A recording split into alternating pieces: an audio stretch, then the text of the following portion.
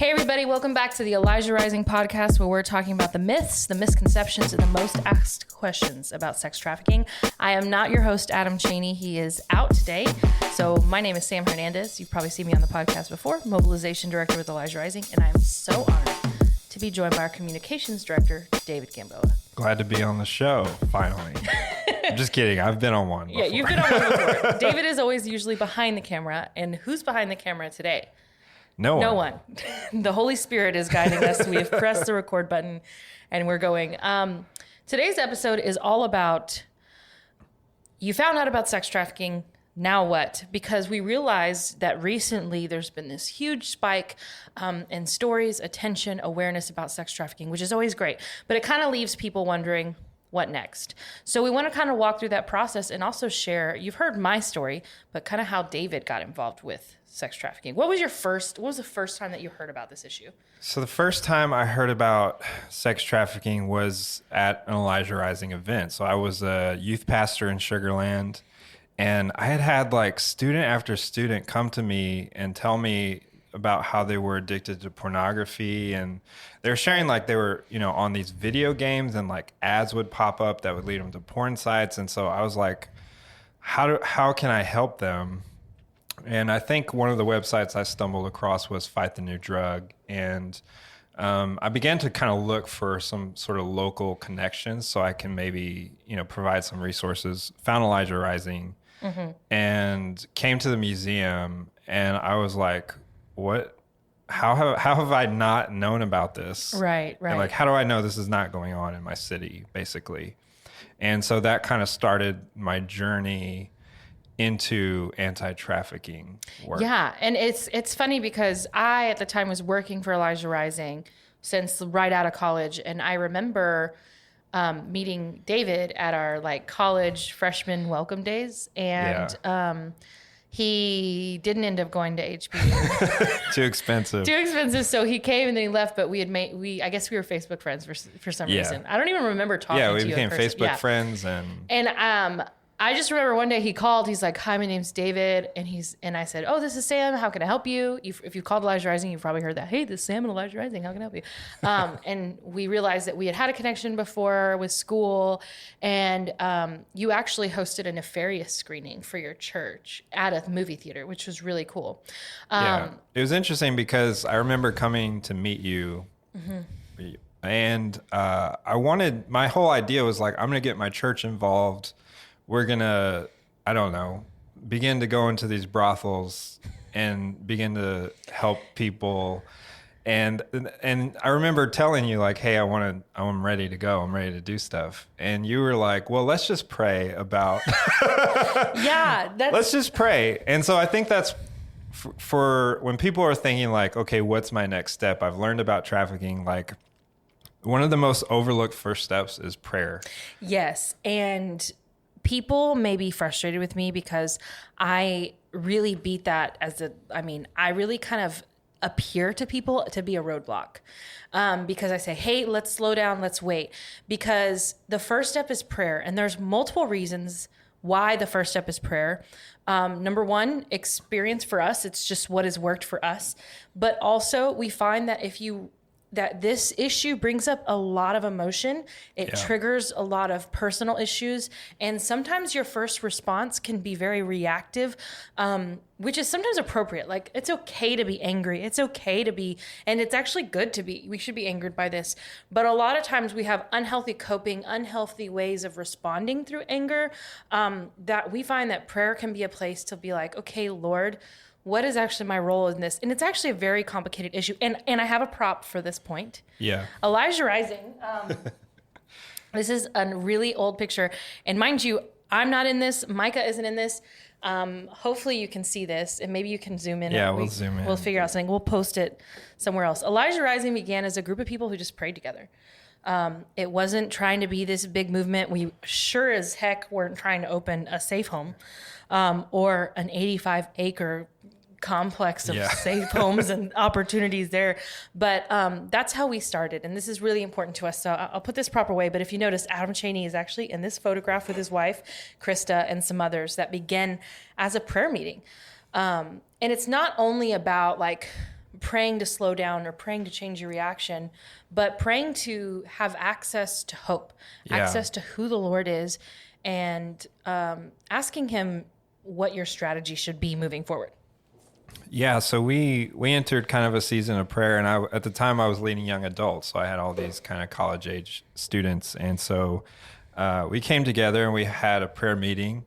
And one of the ideas that came out of the prayer meeting was, let's do a documentary screening at a local movie theater. Mm-hmm. So we contacted the Star Cinema. We had a connection with the owner, and they basically let us use the place free of charge. And so we just like hung out at colleges and like passed out these flyers, and we tried to get, like hundreds of people. Y'all put it on Eventbrite, which brought in some strangers that were just like, I don't know, I saw a documentary screening. And this is also step 2. So number 1, we've talked about prayer, super important individually and corporately. Which is the steps will continue through your journey. Step 2 is to get educated. You hosted this opportunity for people to see a documentary, to learn about the issue, to learn about the complexities of the issue, and to see how sex trafficking and prostitution are really interweaved, and to understand kind of why people will fight both instead of just one. Yeah, and that was actually one of the bigger roadblocks for me. Is we'd done the awareness thing, and then I was like, okay, well, I want to go check out intervention and see what that's like, so I can, bring my group to intervention. And so when I went to intervention, I realized like I'm not welcome at these places. I'm offering, a hotline. Which, if you don't know what intervention is, it's when we go out to places where women are being trafficked. Sometimes it's at illegal massage parlors, illegal cantina bars that are trafficking women on the street, where women are being trafficked inside of strip clubs. We don't let men inside, our outreach men inside the strip clubs, but that's kind of what he's referring to. So yeah, and so my idea, going into it, I had thought people were going to be like, yes, I need help. And we were going into these places, and we were continually getting shut out, and the women were saying like, everything's fine. We're happy to be here. I'm making tons of money. And so that was a roadblock for me, because I was like, well, why am I going if you don't want me to be here? And, this is your choice. And, I'm not here to force you to change your life, kind of thing. Yeah. But when I began to sit down and have conversations with these women in the cantinas, I began to realize that they really didn't have many options. That's right. And so I remember talking to a woman, and she was like in a domestic violence situation where her husband abused her physically, and then she had children, and she got kicked out of the house, and this was her only way to support her kids. And so I began to hear more and more stories like that. And as I began to go on intervention, I began to realize, these women don't know what trafficking is. And they have no idea that they've been coerced or even forced or frauded into this position. Yeah, and a lot of people refer to it as a survival prostitution. So they have a choice between not feeding their kids or being in prostitution, which involves an immense amount of physical harm, emotional harm, in ways that I can't, in a brutality that I can't describe, that does justice to how intensely difficult those situations can be. And it's like, that's not a choice. It's a product of a lack of choice. And when someone has just learned about sex trafficking, and which is one of the reasons why we made this podcast, it's like, how do you explain what they're seeing? How do you explain complex trauma and PTSD? It's a huge issue. And it's also something that, I've been doing this for 7 years, and like, I'm still learning every single day. There's so much more that I don't know, because it's not just about, here's the formula XYZ. It's about a world of exploitation and different people with different traumas and different stories. And it is person to person. So you have to get educated, and you have to learn. And one thing I think too is people, they want to know, how do we fix this? What do we do? What do we do? Aggressively, like, what's the answer? And it's not that simple. That's like, these complex issues can't just be fixed by money and some attention. Like, they have to be slowly, systematically. And at the end of the day, we know that Christ is the answer. The kingdom is the answer. People adopting the widow and the orphan and covering those who are vulnerable. It's such a bigger thing that we need to know. So understanding the issue creates empathy, it creates compassion, and it helps you like have a grid for like what you're seeing when you're on outreach, when we're raising money for survivor care. It makes those things make a little bit more sense. Yeah, and I think that's why people maybe feel overwhelmed when they begin to get involved with this issue, is that they begin to kind of dissect all the layers to it. And now it's no longer like, well, we just need to do this one thing. We just need to open safe homes and then we'll end trafficking. Yeah. And as you begin to peel back the layers, you begin to see more and more pieces that need to be filled. There's more gaps. Yeah. And you begin to feel overwhelmed. Yeah, you begin to feel overwhelmed. And there's also too, with how deep and dark this issue is, you can also fall into what I would call an investigation rabbit hole, which is not a healthy place. That's good. I have fallen into it, and it actually created a really intense like trauma response in me, where I was like obsessed with digging deeper to finding out links between back page ads to find out what pimps were selling what girls and what Instagram accounts, and kind of the quote unquote conspiracies of which, like, some things are real. Like, there is organized crime, there is those things, but you have to get to the point of saying, is this helping me understand the issue, or is this scratching some weird self-righteous predatory type itch that I have to feel like I'm making an impact? And some people are like, that's their calling, is to be like a PI, to work with law enforcement, to be in investigative journalism. But we're not all called to that. And if you jump into that thinking like, I'm obsessed with the information, I got to get the truth out, it can be really damaging to your mental health. And sometimes you can find that you're giving all this energy to something that's not helping anyone. It's not information that can be used in court. It's not information that's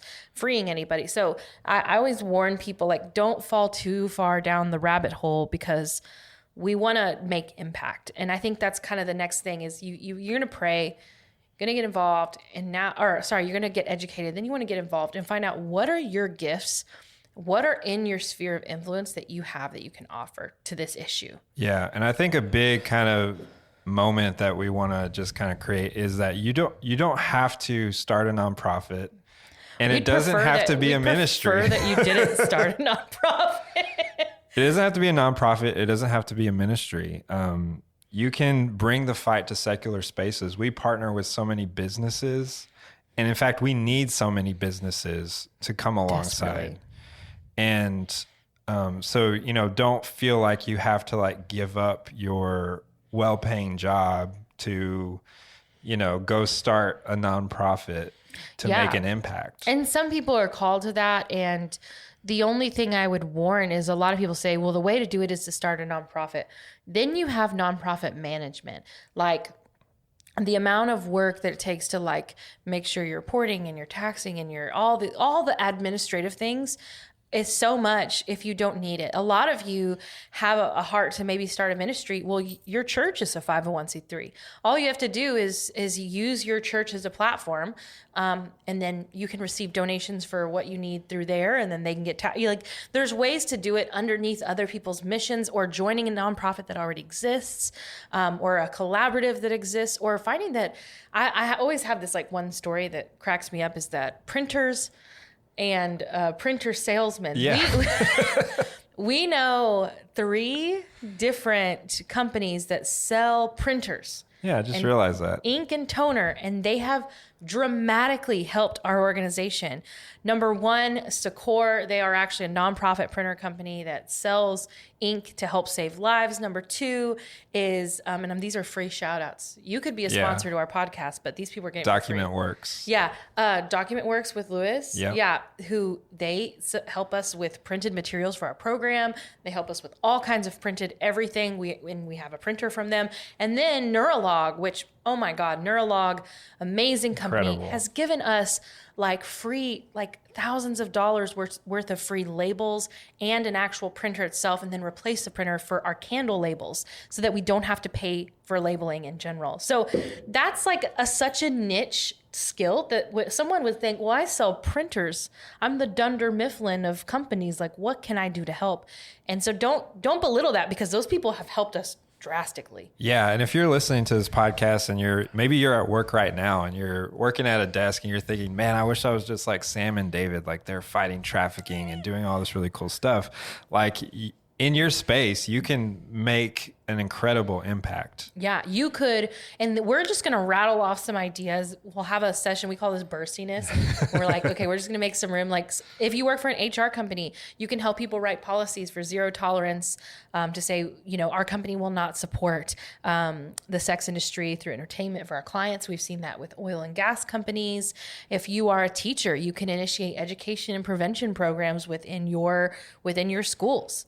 Yeah, if you manage apartments, you can, consider leasing to women who have survived trafficking, who have records, prostitution. Yeah, at a reduced rate. Yeah, if you work at any kind of childcare, providing affordable childcare for single moms who are survivors of human trafficking. If you're any kind of professional that would consider hiring survivors as well as mentoring them in your trade, in real estate, in, accounting, finance. I mean, anything, literally anything. There's women who have so many different dreams that we're always looking for people to connect them with that have been in that industry. Yeah. If you sell used cars and you have some cars that you can donate to women who are graduating restoration programs. Elijah Rising always needs cars. we always need that Corolla that you're trying to upgrade from. Give it to us and get yourself a Range Rover. You deserve it. Yeah. You deserve it. If you're a marketing agency and you have a local nonprofit near you, maybe your employees could volunteer some of their time to help develop a marketing strategy for a nonprofit. That was very pointed, David. Are you asking for a marketing company? Yes, we're always accepting help. Yeah. And so there's so many different ways. So don't belittle what gifts you have, and one of my favorite things is someone says, well, I'm just a stay-at-home mom. Like, what could I do? And I'm like, oh my gosh, you're a mom. Like before I had children, I used to tell people I taught the first grade for 3 months. 3 months. I couldn't do it anymore. I couldn't. And I remember the rage and the fury that was thrown at me when I didn't turn in their first graders' homework on hedgehogs to tell them that what grade they got. And I'm like, man, that protective, loving, intensity, if we have that within us, we can do anything, moms. And we have so many testimonies of these little moms prayer groups getting started. Like 4 people, 5 people. Completely changing the landscape of their communities as far as where brothels are being shut down and women are actually being helped, and even helping take care of the children. Yes. It's huge. So do not belittle what you have and where you're at. Okay, we're going to take a brief break, but after this, we're going to continue talking about what you found out about sex trafficking. Now what? See you in a moment. You are cordially invited to the Elijah Rising Gala on Saturday, October 17th. We are honored to once again collaborate with AD Players to bring you a powerful theatrical production. This year, things are going to be a little different. Since we can't go to the theater, we're bringing the theater to your home. Virtual tables and individual tickets are on sale at ElijahRising.org and will include a digital access pass for the one-night-only live event. October 17th will be the premiere of a brand new collection of monologues based entirely on testimonies and experiences from our partnership with you to end sex trafficking. Our hope is to connect you with the work that you empower, because we're seeing so many moments of community mobilization, safe housing, and therapeutic care. However, we believe there are so many more to come, which is why we need your support now more than ever. We look forward to sharing these powerful stories and testimonies with you as we continue the work of ending sex trafficking through prayer, awareness, intervention, and restoration. Welcome back to the Elijah Rising podcast. Again, it's not your host, Adam Chaney, but I do want to say that I did bring a picture of Adam because we miss him so much. Yeah, this is our special shout out. Special shout out to Adam Chaney, our wonderful host, founding member of Elijah Rising. We found this picture on his mom's Facebook and we put it in this frame, and he's going to hate us so much for this. We're just going to leave him right here for the rest of this. So what we were talking about is you found out about sex. Distracting, actually. Okay, yeah, let's take it down. He's just so handsome in that picture. We don't want people to forget what we're talking about. Okay. You found out about sex trafficking. What do you do then? Been talking about getting involved. One thing I wanted to mention was that when I first got, I mean, have you been seeing like a ton of social media posts about sex trafficking? Yeah, and we've been getting so many calls. I think our phone is like ringing every hour, Yeah. with people that are, they have questions and they just heard about it from a friend. They saw it on Instagram. Saw it on Instagram. Saw it on Facebook. Yeah, even in the news. Yeah, and I remember when I first got involved, like 20-year-old Sam trying to fight sex trafficking, doing a lot of outreach. I was very judgmental, and maybe you felt this. You, the audience, have felt this way before. You kind of see someone post like a red X on their hand or share a video, and you think, well, what are you doing? You're just sharing. You're just tweeting about it. You're just Instagramming about it. You're not making a change. That doesn't help anyone. And I find that that's really, it's kind of a harmful thing to say, because it's actually raising awareness. And like anybody getting involved, everyone has a sphere of influence. If they're going to use a little bit of it to shine a light on human trafficking, good for them. And we shouldn't like downplay that, right? Yeah. And we really have a long ways to go in educating kind of the public about what sex trafficking it is. And for some people, I mean, they might not have ever even heard the term. There are still a lot of people who have no idea what sex trafficking is, or at least the extent in which sex trafficking happens, especially like in their neighborhoods. So if your first step into it is just sharing with your sphere of influence an Elijah Rising podcast like this one, then that's a great first step, because that's something that you have that you can offer. It helps us and it raises awareness. And what could happen is you could share this podcast with a friend that maybe is looking for somewhere to plug in or somewhere to donate, and then they could go and support survivor care, and you used your sphere maybe where you weren't able to, and it can affect change. So it does do something, and we shouldn't judge, how deep someone gets involved versus how little someone gets involved, because at the end of the day, we're all on the same team. Yeah, definitely. And I think one of the kind of main points is just show up and be willing to help where needed. That was one thing for me getting involved. There were so many different avenues I could go down. Like, do I want to help with leading van tours? Did I want to help with intervention? Did I want to help with prayer and worship? And I just began to show up and help out wherever needed. And I remember getting an email saying that Elijah Rising is purchasing this 84-acre campus out in the middle of nowhere, which just happened to be like 15 minutes from where I lived. And so I was like, well, this is like right in my neighborhood, so I'm just going to go volunteer and help out wherever they needed. So I actually started gardening You did a lot of things. I worked in the garden. You gardened and you painted? Painted. Yeah, we actually, I got my church together and we raised money to fix one of the roofs. Yeah. Like the I don't know. I don't remember what it was, but it was one of the first like construction projects on the property. Yeah. And I mean, you picked up a paintbrush, you were willing, you helped fix a fence with us. And that's a huge blessing, is someone just says, you know what, I'm willing to help. And sometimes you need to just get involved, pick up a paintbrush, pick up a broom, fold a t-shirt, in the short term, so that you can jump in and see where you could plug in, and right now, if you're watching this in the future, this was recorded right August, the 19th. And we're in the middle of the COVID pandemic, and our volunteer opportunities are extremely limited. So our volunteers are being very patient, but you just kind of got to plug in sometimes, and some roles will take more training, some will take less, but the main thing is just to be willing, to be teachable, and to show up. Yeah, and what I love about Elijah Rising is we're really here to create on-ramps for people to get involved. So, on our website, we have different volunteer listings, but at the same time, we have people that call us or that come to our office and they say like, I want to help at maybe at a bigger capacity than just volunteering every now and then. Like, we had someone who was like a statistician come in and just help it. Like, say, I'm here to volunteer my time. When can I come in every week? We've had interns come in and say, well, it starts out by coming in and working 2 days out of the week. And then by the end of their internship, they're here 5 days a week because they just kind of become very passionate and enjoy working with our team. So we've hired a lot of interns in the past that have come and then just never left. Brittany Throckmorton is one of those. Yeah. And our intervention site leaders are volunteers. Oh my gosh. We have the most amazing group of people who, they in their area have hosted a site where we invite volunteers to then go and do outreach.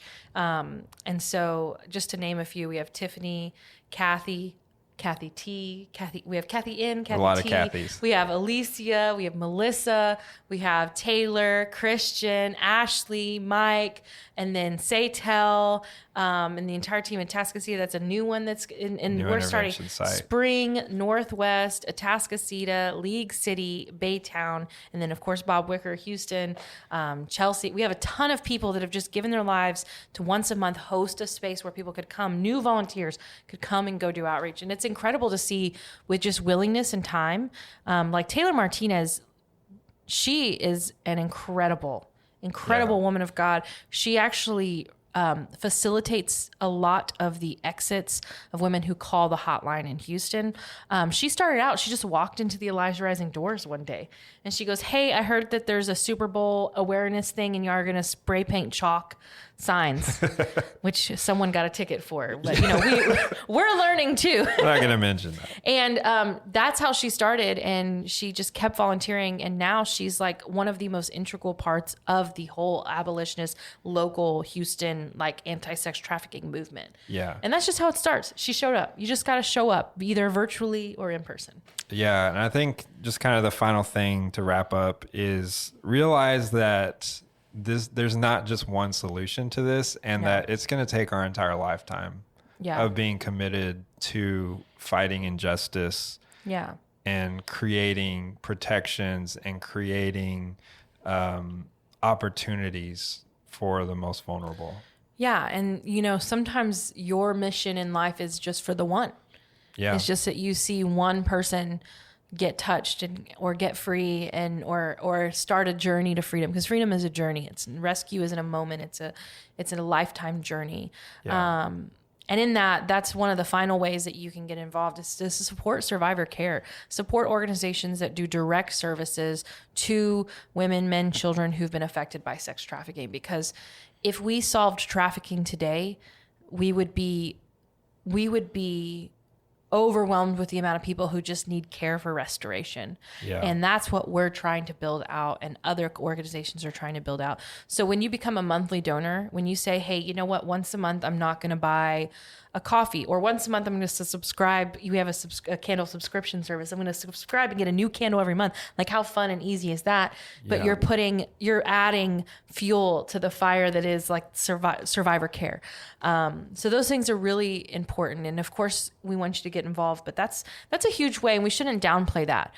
We always talk about like the Good Samaritan. Yeah. That he actually didn't take care of the person who was injured and been robbed. He actually supported financially their care. Funded it. Yeah, he funded it. He put them in a hotel and said, "Hey, whatever they need, like I will cover their restoration." And so that's what we see a lot of our donors doing.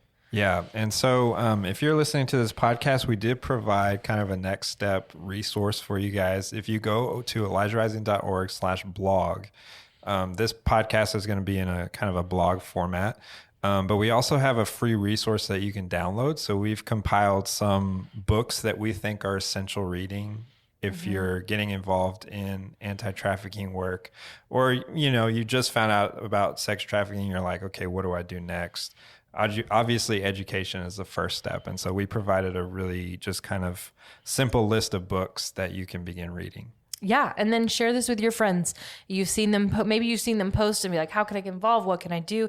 This podcast is a great starting point. So thank you so much for staying with us and listening. If you're here in the end, make sure you like this video. It helps YouTube know that this is good content, that they should share it with other people. Comment down below what you think and questions that you might have to say, "Hey, y'all said this, but what about X, Y, and Z?" We'd love to respond to you. And wherever you're listening to us, make sure to subscribe to our podcast. And thank you so much for being with us. And we'll check you next time.